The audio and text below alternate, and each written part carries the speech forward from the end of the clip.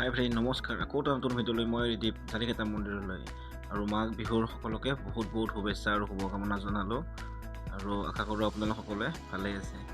আৰু আমি এনেকৈ ভিতৰলৈ সোমাই আহিলোঁ আৰু মায়ে ইয়াত টিলিঙা বজাই দিলে আৰু জালিকেতা মন্দিৰৰ এইটো হৈছে ভিতৰৰ পৰিৱেশটো চাই লওক।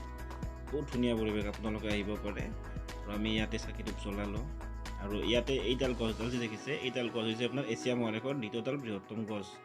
যিডাল গছ আপোনাৰ এছিয়া মহাদেশৰ 2 নম্বৰ স্থানত আছে। আৰু আপোনালোকে আহিলে অলপ সোনকালে আহিব আৰু সোনকালে আহিলে আপোনাৰ মানুহৰ ভিৰটো কম থাকে। আৰু ইয়াতে আমাৰ এই গছডালত আপোনাৰ ৰঙা কাপোৰ বান্ধে, গামোচা বান্ধে, আপোনালোকেও বান্ধিব পাৰে আহিলে। আৰু এই গছডাল দেখিছে ইমান ডাঙৰ গছ।